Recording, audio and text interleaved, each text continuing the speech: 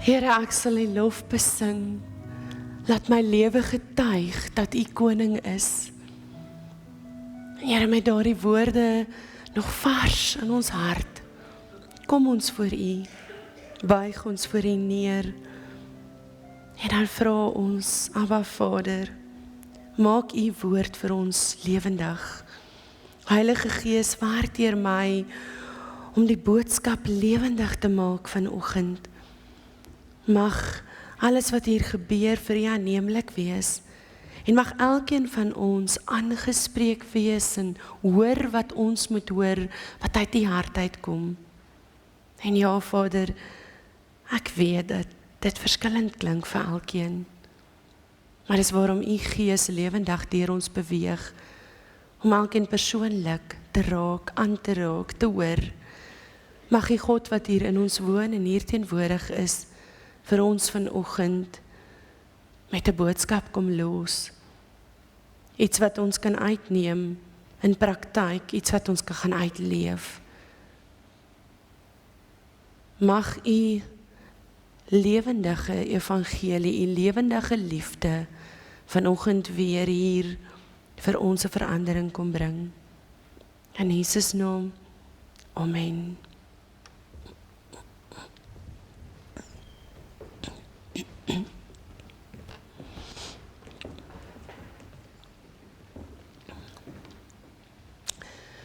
So ons is so besig met dag 41 en ek hoop jy het 'n kalender by die huis en sal jy sien wat die tema prent is. As jy hom nie het nie, onthou om na die tyd een te kry in die kerkkantoor, maar dag 41 is die teken van hoop, die dag van hoop. Maar die vooraf van dag 41 is daai 40 dae in die woestyn en ons het vir mekaar gesê dat as mense gaan ons deur woestyntydperk, ons het ook die simboliek kan sien vanuit die woord. En wanneer ons in die woestyntydperke is, dan sukkel ons met sekere dinge. En ons is op reis in die eerste kwartaal met die goeters waarmee die eie ek in die woestyn sukkel. Wat is die dinge wat my kom kniehalter in my woestyntydperk? En dan vanoggend staan ons stil so by die laaste ek woestyntydperk. Die laaste ding wat vir my moeilik is in my woestyntydperk. En daardie is dan ouerhuis, die oordrag van gewoontes.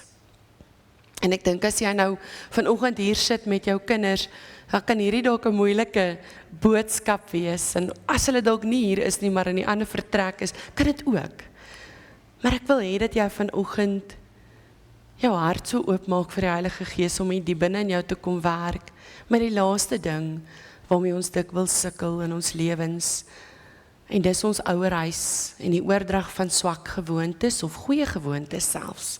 Voor ons begin, weet julle, het ek nou wel 'n paar keer gesê, in die antieke kerk, toe kerk net begin het, daar in die antieke wêreld, het dit in 'n bovertrek gebeur, en daar het mense gesit en saam praat, en stories saam gedeel, oor wat het Jesus in hulle lewe kom verander, wat het hy kom doen, en daardie stories het uiteindelik vir hulle geloofsversterking gebring, dis hoe hulle gegroei het.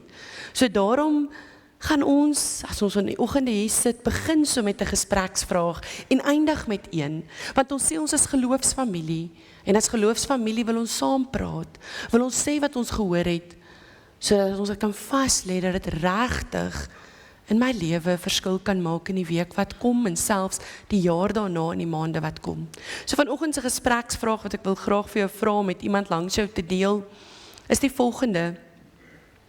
As jy hoor ouerhuis gewoontes of die woord familiepatrone, watter dinge dink jy eerste aan? Goed en sleg, wat is dit wat in jou eie huis oorgedra is? Deel net met die persoon langs jou.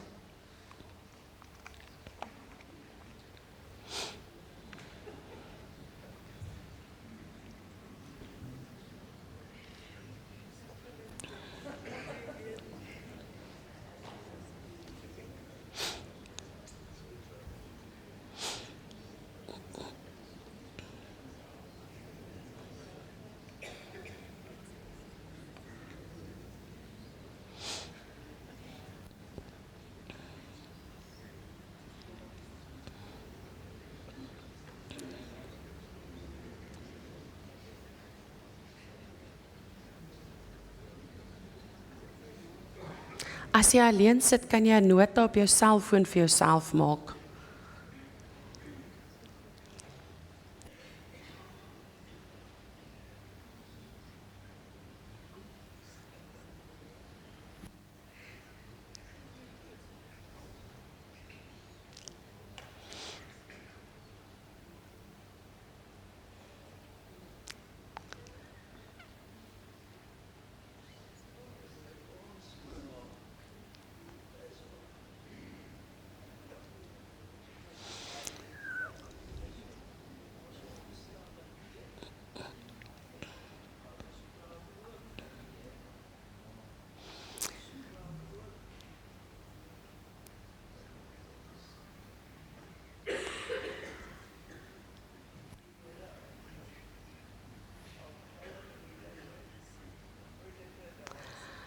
Okay, so, kom ons wees eerlik vanoggend mekaar.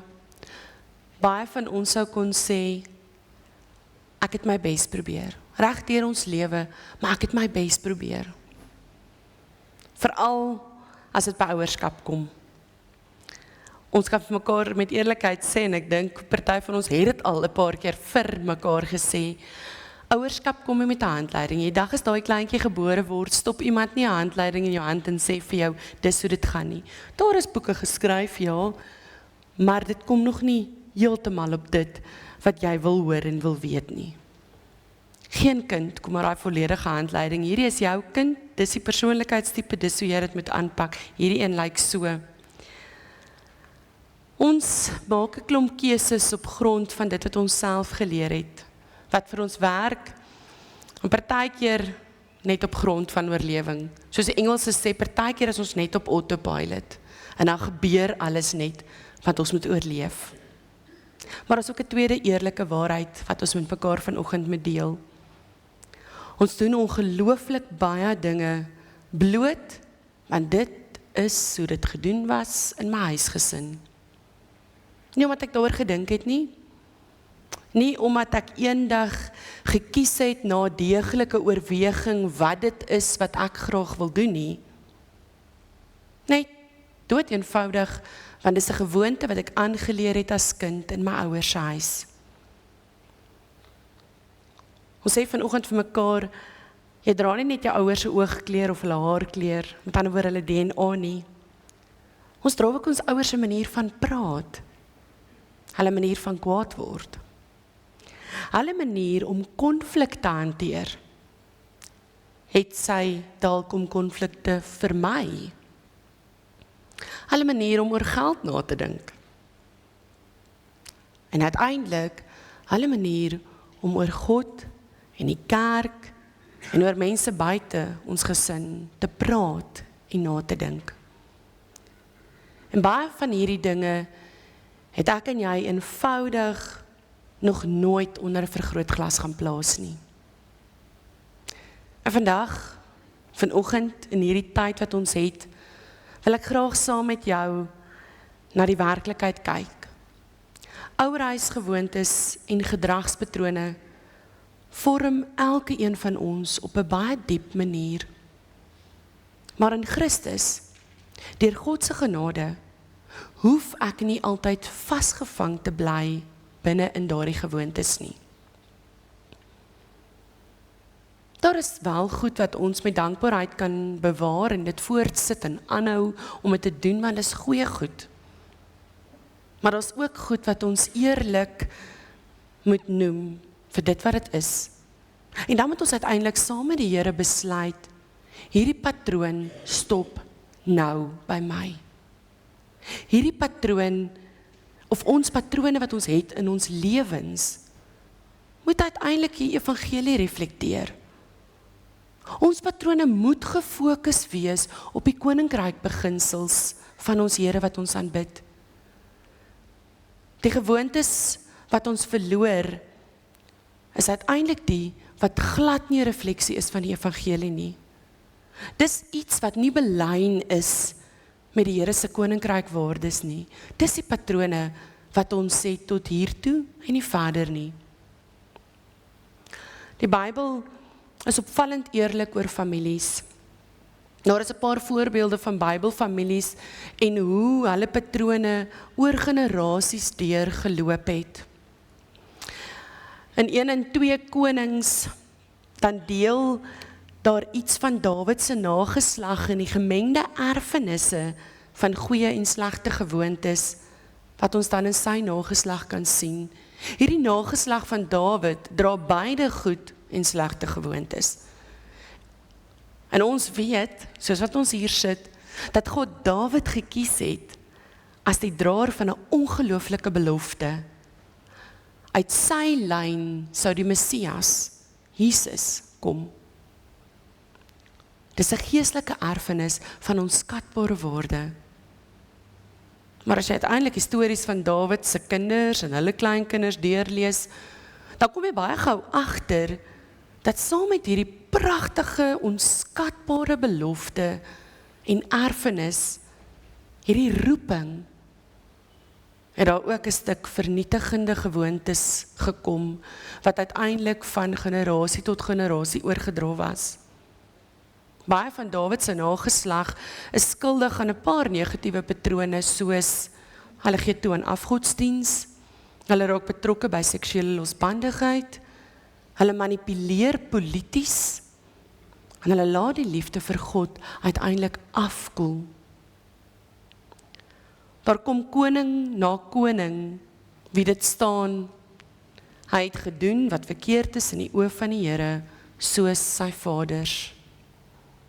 Met ander woorde, hulle stap in die spore van die vorige geslag, nie net in goeie dinge nie, maar in sondige, slegte gewoontes, hou hulle aan voortgaan. En vanuit hierdie slegte gewoonte navolging, kan ons vir mekaar met eerlikheid sê, dat selfs 'n gelowige of 'n geestelike familie, selfs hulle, kan slegte patrone wys, wat oorgedra word van geslag tot geslag, ouer na ouer, kind na kind, kleinkind na kleinkind. Ten spyte dat hulle hierdie sterk geestelike of geloofsfamilie is, bly die slegte gewoontes oordra. As jy dan so 'n bietjie terugblaai verder vanaf Konings en ons gaan al die pad tot in die Genesis verhaal, dan sien jy nog 'n duidelike patroon wat oorgedra word hier van Abraham, sy seun Isak en sy kleinseun Jakob. Ek wil vanoggend vir jou so voorhou vanuit Genesis 12 vers 10 tot 13, ons lees saam uit die 83 vertaling. Daar was hongersnood in die land, 'n baie swaar hongersnood, en Abraham het na Egipte toe getrek om daar 'n heenkome te vind.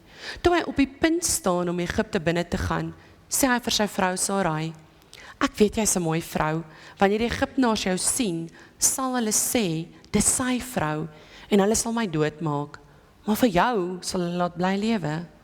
Sê tog maar jy is my suster, en dat dit met jou goed kan gaan oor jou, en my lewe deur jou toedoen gespaar word. Abraham kom hier in Egipte aan, en dan raak hy bang vir sy veiligheid as hy daar aankom, bang dat die mense hom sal doodmaak, om sy vrou te kan vat. En wat doen hy? Hy jok. In daai oomblik jok hy. Hy sê vir hulle, hierdie is my suster. In daardie oomblik kies Abraham sy eie selfbehoud bo eerlikheid. In daardie oomblik kies hy sy eie selfbehoud bo die beskerming van sy vrou. In daardie oomblik kies hy sy eie selfbehoud bo die vertroue in die Here. 'n Rukkie later, daar in Genesis 26 vers 6 tot 10 lees ons die volgende. Isak het toe in Gerar gebly, die mense daar het oor sy vrou begin uitvra, en hy het gesê, dit is my suster. Hy was bang om te sê dis sy vrou, want dan sou hulle hom dalk doodmaak oor Rebekka, wat 'n baie mooi vrou was. Toe hy 'n lang ruk daar gebly het, het koning Abimelek van die Filistyne op 'n keer deur die venster gesien, hoe Isak sy vrou Rebekka liefkoes. Abimelek het hom laat kom en vir hom gesê, maar sy is dan jou vrou, hoekom het jy gesê sy is jou suster? Isak het geantwoord, ek het gedink, ek kan dalk doodgemaak word oor haar. Daarop sê Abimelek, wat het jy ons aangedoen? Hoe maklik kon een van die mans met jou vrou gemeenskap gehad het, en dan was jy die oorsaak dat ons sonde gedoen het. Hierdie is Abraham se seun Isak, waarvan ons lees in hierdie stuk. En dit is amper skrikwekkend, hoe dieselfde toneel hier afspeel. Isak kom in 'n vreemde land aan, hy's bang, en dan sê hy, maar Rebekka, sy is net my suster. Presies dieselfde patroon as sy pa, dieselfde vrees, dieselfde ou leuen, dieselfde selfbehoud. En net as jy dink, dit kan nie erger gaan nie, dan sien ons hier by Isak in Genesis 27 weer leuen en manipulasie al deel, hoe hierdie leuen en manipulasie al so diep deel geword het van die familiepatrone in moeilike situasies. Ons lees hier uit Genesis 27, toe Isak baie oud en al blind was, het hy sy oudste seun Esau geroep en vir hom gesê, my seun. En Esau het geantwoord, hier is ek. Isak het vir hom gesê, kyk, ek is al oud en ek weet nie wanneer ek gaan sterf nie. Vat nou jou skietgoed, jou pyl en boog en gaan veld toe en skiet vir my 'n stukkie wild.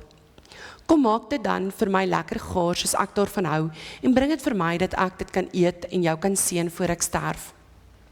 Rebekka het gehoor wat Isak met sy seun Esau praat en toe Esau veld toe is om te gaan jag, het sy met haar seun Jakob gepraat en vir hom gesê, luister, ek het gehoor jou pa praat met jou broer Esau. Hy het vir hom gesê, gaan haal vir my 'n stukkie wild en maak dit vir my lekker gaar, dat ek dit kan eet en ek jou dan in my teenwoordigheid van die Here kan seën voor ek sterf. Nou moet jy na my luister, my seun, en doen wat ek jou sê. Ga na die kleinvee toe en bring vir my 2 vetbokkies. Dan sal ek hulle lekker gaar maak soos jou pa daarvan hou. Jy moet dit dan vir hom vat, dat hy dit kan eet en jou kan seën voor hy sterf. Toe sê Jakob vir sy ma Rebekka, maar my broer Esau is harig en ek is glad. Miskien sal pa in my voel en dan dink ek skeer die gek met hom en so sal ek 'n vervloeking oor my bring en nie 'n seën nie. Sy ma het vir hom gesê, as daar 'n vervloeking is, sal dit oor my kom, my seun. Luister jy net na my en loop vang die bokkies vir my. Hy het die bokkies gaan vang en vir sy ma gebring en sy het hulle lekker voorberei soos sy pa daarvan hou. Toe vat Rebekka haar oudste seun Esau se beste klere wat sy by haar in die huis gehad het en trek dit vir haar jongste seun Jakob aan. Sy het die bokvelletjies om sy hande en sy kaal nek vasgemaak en die lekkerny en die kos wat sy voorberei het vir Jakob gegee. Hy het toe na sy pa toe ingegaan en gesê, pa, toe sê hy, ja, watter seun is jy? Jakob het sy pa geantwoord, ek is Esau, pa se oudste seun. Ek het gedoen wat pa gesê het, kom sit nou regop en eet van my wildsvleis, sodat pa my dan kan seën. Maar Isak het vir hom gesê, hoe het jy dan die wild so gou gekry, my seun? En Jakob het geantwoord, die Here, die God, het my dit laat raakloop. Toe sê Isak vir Jakob, kom nader, dat ek aan jou kan voel, my seun, of jy my Esau is of nie. Jakob het nader gegaan na sy pa Isak toe, en toe het hy aan hom gevoel, en hy het gesê, die stem, dis Jakob se stem, maar die hande, dis Esau se hande. Isak het nie vir Jakob herken nie, want sy hande was harig soos sy broer Esau se. Isak het toe vir Jakob geseën. Isak het vir hom gesê, jy is tog my seun Esau, en Jakob het gesê, ek is. Toe sê Isak, gee die wild aan, dat ek daarvan kan eet, my seun, en jou dan kan seën. Hy het dit vir hom aangegee en Isak het geëet, en Jakob het vir hom wyn gebring, en hy het dit gedrink. Isak het vir hom gesê, kom nader en soen my, my seun. Hy het nader gekom en hom gesoen, en toe hy die reuk kry van die klere wat Jakob aan het Isak hom geseën en gesê, kyk, die reuk van my seun is soos die veld se reuk, die veld wat deur die Here geseën is. God gee aan jou dou uit die hemel, die rykdom van die aarde, koring en wyn in oorvloed. Volke sal jou dien, nasies sal voor jou buig, oor jou familie sal jy heers, jou broers sal voor jou buig, wie 'n vervloeking oor jou uitspreek, sal self vervloek wees, wie jou seën, sal geseën wees. Toe Isak vir Jakob klaar geseën het hy nog skaars by sy pa Isak uit was, kom sy broer Esau terug van die jag af. Ook hy het 'n lekker ete voorberei en dit vir sy pa gevat, Esau. En Esau het vir sy pa gesê, sit reg op pa en eet van pa se seun se wildsvleis, sodat pa my dan kan seën. Toe vra sy pa Isak, wie is jy? En hy antwoord, pa se seun Esau, pa se oudste. Isak was toe baie ontsteld en hy het gevra, maar wie het dan aan die wild geskiet en vir my gebring? Ek het daarvan geëet net voor jy gekom het. Ek het hom geseën en hy sal geseën bly. Toe Esau hoor wat sy pa sê, het hy hard en bitter begin skree en by sy pa gepleit, pa, seën my tog ook. Maar Isak sê vir hom, jou broer het my kom bedrieg en toe het hy jou seun gevat. Esau het geantwoord, hy word reg Jakob genoem, hy het my nou al 2 keer bedrieg. Hy het my reg as eersgeborene gevat en nou het hy my seun gevat. Toe vra Esau, het pa nie nog 'n seun vir my ook nie? Isak het vir hom gesê, ek het hom al reeds aangestel om oor jou te heers en ek het sy hele familie vir hom as onderdane gegee. Ek het hom van koring en wyn voorsien. Daar's niks wat ek vir jou kan doen nie, my seun. Esau het toe vir sy pa gesê, pa, het pa dan net 1 seun? Seën my tog, pa. Toe Esau daarna begin huil, sê sy pa Isak vir hom, jou woonplek sal ver van die aarde se rykdom af wees en ook ver van die dou uit die hemel af. Jy sal van oorlog leef en jy sal jou broer dien, maar as jy jou kans afwag, sal jy sy juk van jou nek afgooi. Esau het vir Jakob gehaat oor die seun wat sy pa aan hom gegee het en Esau het by homself gesê, my pa se dood is nie meer ver nie, dan maak ek my broer Jakob dood. Rebekka, Isak se vrou en Jakob en Esau se ma, beplan saam met haar seun Jakob, hoe om vir Isak te bedrieg, sodat Jakob Esau se seun kan kry. Dink net 'n oomblik daaroor. 'n Ma wat haar seun help om sy pa te kan bedrieg. Hierdie gedrag het so normaal in hulle huis geword, dat niemand meer skrik vir hierdie bedrog nie. As ons hierdie 3 generasies moet saamvat, dan sien ons hierdie patroon van vrees, selfbehoud, leuns en manipulering. En dit vloei soos 'n draad hier deur Abraham en Isak en deur Jakob. Kom ons dink eerlik aan die volgende. As jy vanoggend na jou familie kyk, watter drade sien jy? Miskien is daar 'n draad van goeie, sterk geloof, volharding en gebed. Maar dalk is daar ook 'n draad van woede, of van skree, of van glad nie met mekaar praat nie. Dalk is daar 'n draad van skuld en skaamte, van alkoholmisbruik, van verwerping dalk, 'n draad van kritiese opmerkings teenoor mekaar. Baie van ons het 'n mengsel.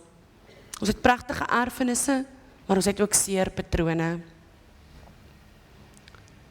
Die Bybel kom ook en hy hou hierdie 2 waarhede saam. Hierdie waarhede van pragtige erfenisse en seer patrone.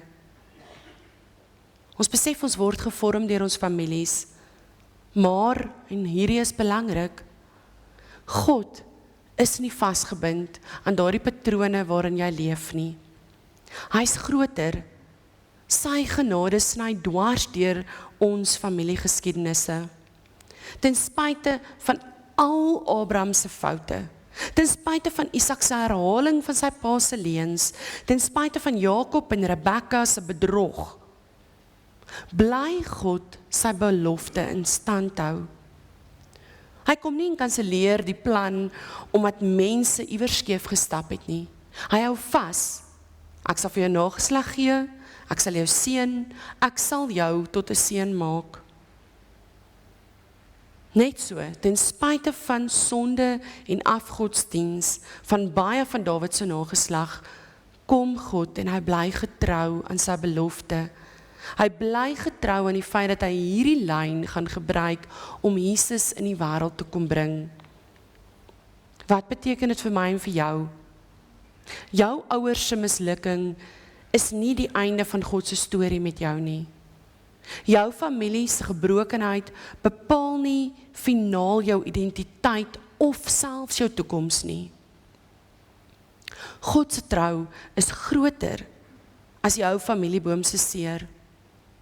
Ons leer uit die stuk navorsing dat wanneer ouers liefde wys, luister en raak sien, dan help dit kinders om emosioneel gesonder te wees, beter te reguleer, veiliger te voel.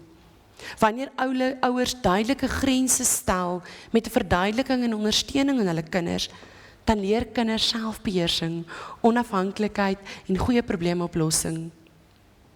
Wanneer ouers net skree of straf en slaan of voortdurend krities is teenoor hulle kinders, dan dra dit toe by hoë vlakke van angs, aggressie, swak selfbeeld, gebroke verhoudings.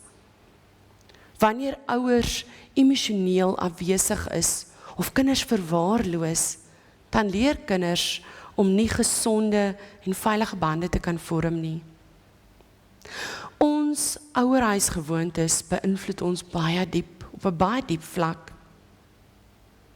Maar dit sê nie dat dit onveranderlik is nie.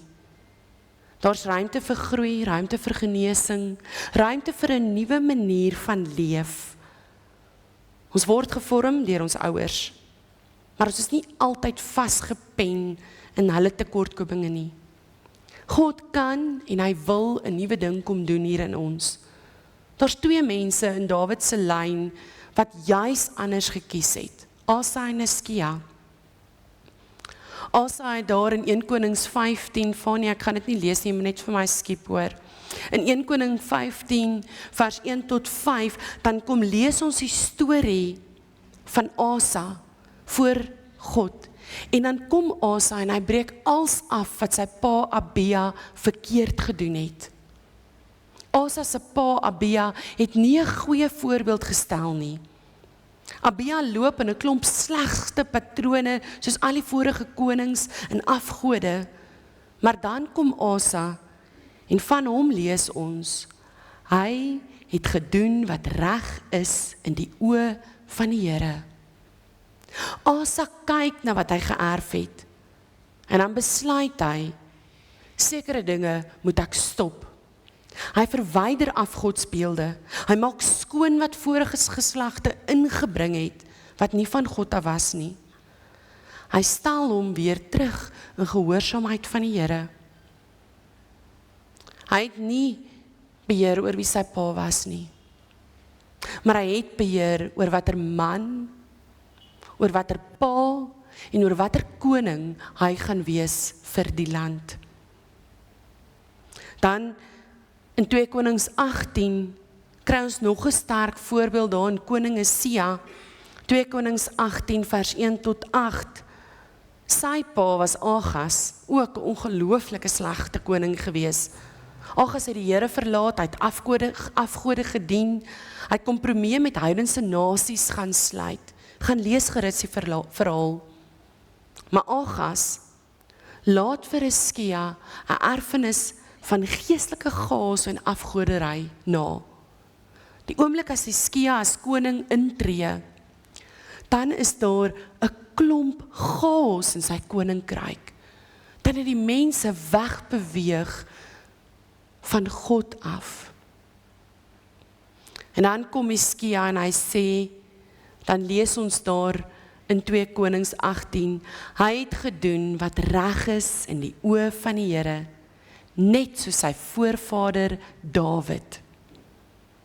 Hy kom nie, hy volg nie sy pa se voorbeeld nie, hy volg 'n groter geestelike erfenis, hy volg Dawid se voorbeeld van geloof.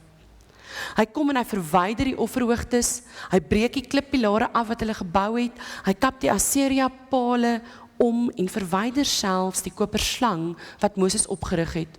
Ons weet die koperslang wat die mense begin 'n afgod van maak het, hy kom verwyder alles. Hy ontstel selfs sy ouma met die Asseria beelde wat hy afbreek. En dan sê die teks vir ons, hy het op die Here, die God van Israel vertrou. Hy hou vas aan die Here, hy gehoorsaam sy gebooie, en hy is nie bang om alles af te breek, dat selfs sy ouma vir hom kwaad is nie. Hy is nie bang om dit te breek nie. Hy doen dit, want hy volg wat die Here van hom wil hê. En dan sien ons die nagevolge van hierdie gewoontes by Hizkia. Die Here was met hom. Hy het voorspoedig gehandel in alles wat hy aangepak het.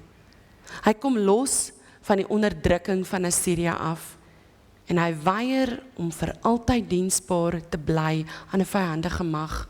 Hy weier dit. Hy beleef 'n stuk van God se seën oor hom en sy koninkryk. Hizkia kom en hy wys vir my en vir jou vanoggend dat 'n nuwe geslag kan 'n nuwe storie begin. Hy kan nie sy pa verander nie, maar hy kan kies dat sy eie lewe nie net 'n totale kopie is van sy pa se gewoontes nie. In elke geslag is daar hierdie moontlikheid vir iemand wat in die lig van God kan sê, die seerpatrone stop by my. Ek gaan nie my kinders gee wat ek gekry het sonder om dit deur die Here se hand te laat gaan nie. Ek wil 'n nuwe lyn van gehoorsaamheid, vertroue en gesonde liefdesgewoontes, evangeliegewoontes kweek binne in my gesin. Hoe lyk dit prakties? Hoe lyk dit as iemand soos ek en jy vandag sê, ek wil nie net outomaties my ouer huise patrone herhaal nie. Ek wil saam met die Here onderskei en verander. Daar's 3 eenvoudige stappe. Dit begin by erken, besluit, bou nuwe gewoontes. Daar eerste stap van erken is 'n eerlike erken. 'n Erken met genade, nie veroordeling nie. Die eerste stap is om eerlik te kan vra vir die Here, wys my die patrone wat ek uit my ouer huis saamgedra het. Wys my die patrone wat ek volg, wat nie lyk soos u koninkryksbeginsels nie, u koninkrykswaardes nie. Dink dalk aan hierdie volgende vraag: hoe's konflik in my ouer huis hanteer? Is daar geskree? Was daar stilte? Was daar wegloop? Of was daar luister en herstel? Hoe is emosies soos hartseer en woede hanteer in my ouer huis? Was daar plek om te huil? Was daar plek om kwaad te wees? Of moes ek net dood eenvoudig alles onderdruk wat ek voel? Hoe's foute hanteer in my ouer huis? Met straf en skaamte? Of met waarheid en genade? Hoe's God en geloof hanteer in my ouer huis? As 'n streng polisieman? Of as 'n liefdevolle vader? Net as 'n stel reëls wat ek moet nakom om 'n goeie mens te wees? Of as 'n werklike verhouding met 'n intieme lewende God? Baie belangrik is ons met genade hierna kyk. Jou doel is nie om jou ouers te beskuldig nie. Jou bedoel is om opreg te kyk na dit wat jy ontvang het in jou ouer huis en om te besluit wat is koninkryksbeginsels wat ek wil voortsit en wat is iets wat ek moet stop. Die tweede stap is om saam met God te besluit, wat bewaar ek, wat breek ek. Dinge wat jy met liefde kan eer en voortsit, is jou ouers se geloof dalk. Hulle bereidheid om hard te werk, hulle getrouheid in moeilike tye, hulle liefde vir familie, hulle omgee vir die wêreld. Dank die Here vir dit en hou aan met dit. Maar dinge wat jy in die naam van Jesus mag verbreek en moet beëindig, is geweld, of dit fisies of emosioneel is of verbaal is konstante kritiek en vernedering, is stilte en emosionele afstand met mekaar, altyd net sterk wees, nooit kwesbaar. Leuns en geheimhouding, verslawings, enige vorm is daarvan, 'n geloof wat net op skuld en vrees gebou is, maar nie op liefde nie. Onthou, jy verwerp nie jou ouers wanneer jy die patrone raak sien en nie langer volg nie. Dit beteken jy verwerp net dit wat vir God nie aanneemlik is nie. Soos Asa afgode verwyder, soos Hizkia die offerhoofdes afbreek, dis pynlik, maar dis bevrydend. En dis wat die Here van ons vra. Jy kan bou op nuwe gewoontes, nie deur jou eie wilskrag nie, maar deur Christus.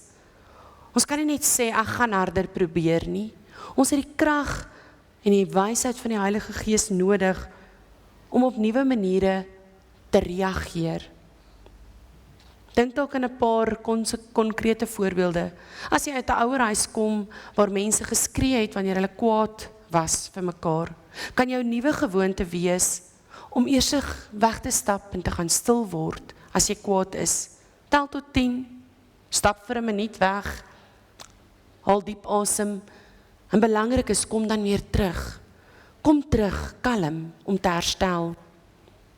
As jy uit 'n huis kom waar niemand ooit oor probleme gepraat het nie, kan jou nuwe gewoonte wees om te sê, ek wil nie beklei nie, maar ek wil probeer vertel hoe ek voel. Ek voel so oor hierdie probleem. Nie ek voel so oor jou, want jy doen dit en dit nie. Ek voel so oor hierdie probleem. As jy uit 'n huis kom waar leuns deel van oorlewing was, dan kan jou nuwe gewoonte wees om te sê, ek gaan eerlik wees. Al is dit ongemaklik of vernederend, ek gaan waagmoed hê om eerlik te wees. As jy uit 'n huis kom waar daar min waardering was en baie kritiek, dan kan jy doelbewus begin om vir jou huweliksmaat of jou kinders of jou vriende selfs te sê wat jy in hulle waardeer. Dit voel dalk snaaks, maar hoe meer jy het beoefen, hoe beter word dit. As jy uit 'n huis kom waar God altyd as 'n strafbare regter voorgestel is, dan kan jy begin om in die skrif te leer ken wie die Vader is en hoe hy jou liefhet. En hoe hy vir jou dissipline wys, omdat hy jou liefhet, omdat hy jou probeer beskerm, nie omdat hy jou haat nie. En terwyl jy dit onthou, terwyl jy dit doen met jou onthou, jou diepste identiteit lê nie in jou familiegeskiedenis nie. Jou diepste identiteit lê in Christus. Soos ons lees in 2 Korintiërs 5, as iemand in Christus is hy 'n nuwe skepping. Ou dinge het verbygegaan. Kyk, dit het alles nuut geword. In Christus is jy nie net jou pa of ma se kind nie. Jy is God se kind. Jy het 'n nuwe identiteit, 'n nuwe erfenis, 'n Vader wat besitreg oor jou lewe geneem het. En is daardie Vader wat jou uitnooi om saam jou familiestorie te kom herskryf. Jy word nie net genooi om beter weergawe van jou ouers te wees nie. Jy word genooi om 'n nuwe mens te wees. 'n Nuwe mens in Christus wat bereid is om gewoontes te verander deur die krag van die Heilige Gees. Ek wil vir jou vra om na daai selfde persoon toe te draai en te sê, wat het jy gehoor vanoggend? Watter een van daardie gewoontes wat jy vroeër uitgespreek het, sal jy met behulp van die Here kan verander en hoe gaan jy dit kan verander? Deel net gou saam.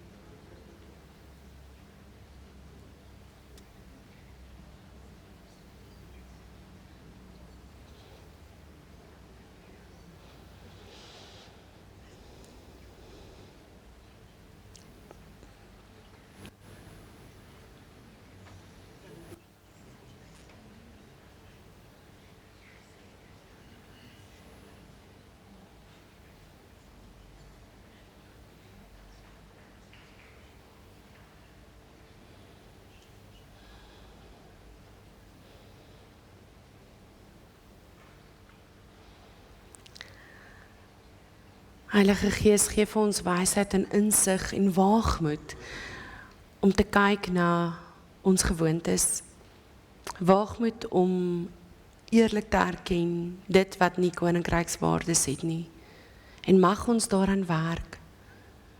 Mag ons dit verander, oor een belangrike rede. Ons wil meer en meer soos Christus lyk. Meer en meer sy voorbeeld volg en in sy voetspore volg. Dankie, dat ons kan sien, dat U nie opgee nie, en dat U aanhou by ons is, en dat U belofte steeds sal nakom. 'n belofte wat sê ek is verlos. Dankie vir my verlossing, en mag ek die verantwoordelikheid opneem, om 'n ambassadeur te wees vir U koninkryk. In Jesus naam, amen.